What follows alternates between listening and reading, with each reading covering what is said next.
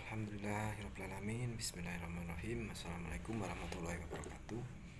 Salam rahayu, salam kebajikan, salam sejahtera untuk kita semuanya bos ya. Bos, kita bahas tentang apa ya hakikatnya dunia ya. Tapi tetap nanti merujuknya kepada kedamaian, kepada ketentraman dan keyakinan hakiki mutlak pada Tuhan Sang Pencipta.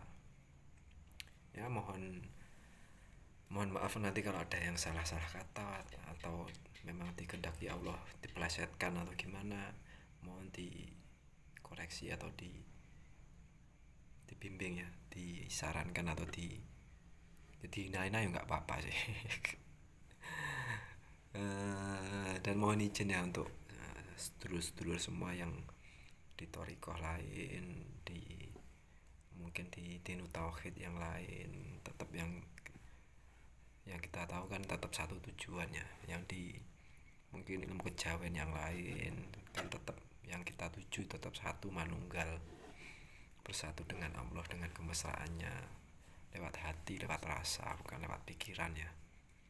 Mohon izin pokoknya nanti kalau ada salah mohon dikoreksi. Ini mau membahas tentang keduniawian aja ya. Duniawi jadi konteksnya tak tulis aja wis, biar saya nggak melenceng jauh. Ini aja. Berarti dunia, hakikat dunia itu ya. Dunia,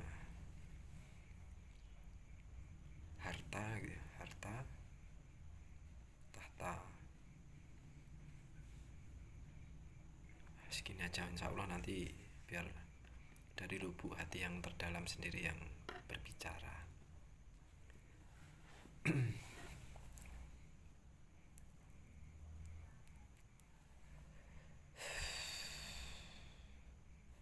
Ini tulisannya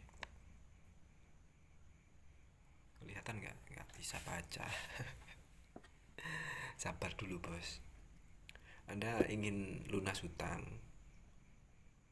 Anda ingin cepat kaya, Anda ingin cepat lepas solusi, ingin cepat mendapatkan solusi, jalan keluar. Semoga ini memang jalan, walaupun hati Anda masih tertutup, hati Anda masih wangkot, hati Anda masih mengedepankan nafsu, bahwa nafsu keinginan Anda masih bisa.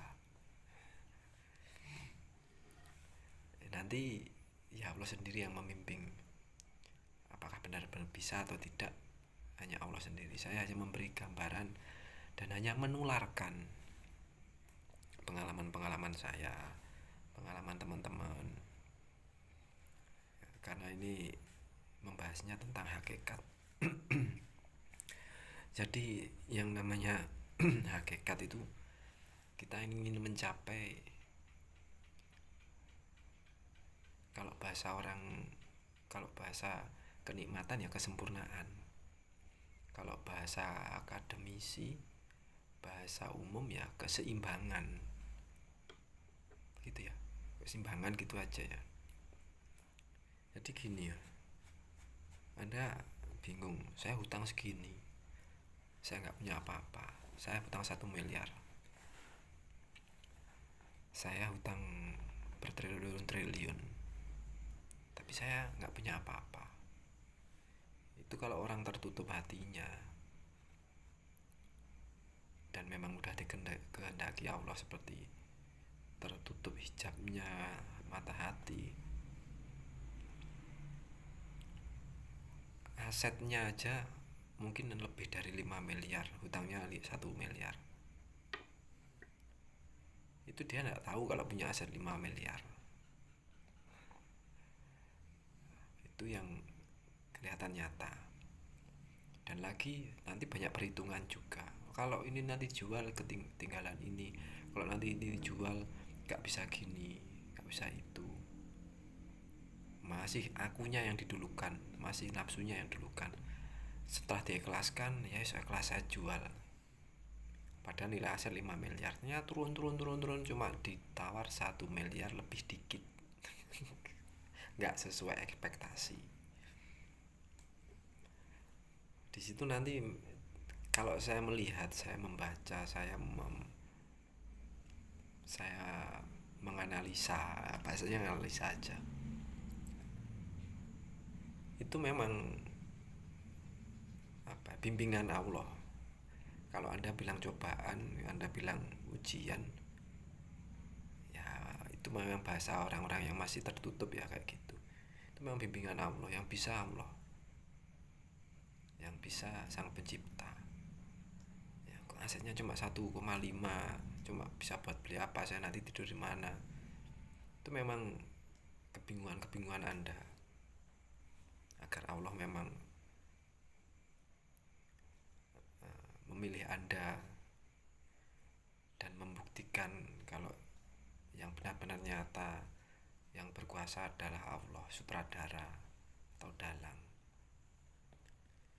Kalaupun mungkin nanti memang terjual 5 miliar, nanti Anda masih bingung beli rumah lagi, Anda masih bingung beli kendaraan lagi yang mana, uangnya habis lagi, usaha apa lagi, bingung lagi, pusing lagi. Allah ya Karim. Itu pun saya mengalami walaupun dengan tidak jumlah nominal seperti itu. Saya punya usaha berpegangan syariat, hukum syariat tidak saya terjang, aman, damai, dapat penghasilan, tapi tetap kurang. Bahkan penghasilannya lebih-lebih kalau untuk sekarang, uangnya besar tapi juga kok kurang, kok nggak cukup ya. Pengen usaha yang lain juga, tiap hari ada pendapatan, gitu lagi ya. Gimana sih ya? Kita terjang hukum syariat, kita pinjam uang, wah tambah hancur.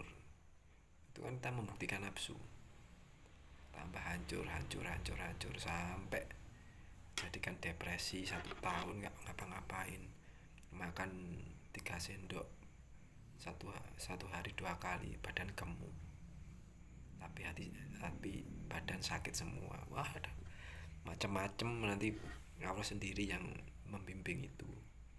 Kalau kita tidak ahad, tidak punya tali langsung, tidak punya kemesraan langsung, tidak punya keterikatan langsung dengan Allah, dengan Sang Pencipta, susah banget.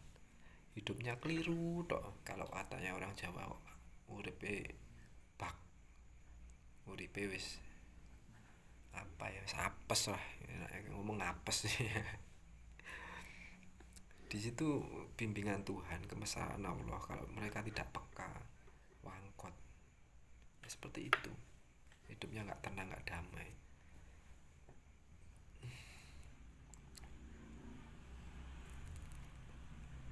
Yang terjadi nanti juga apa?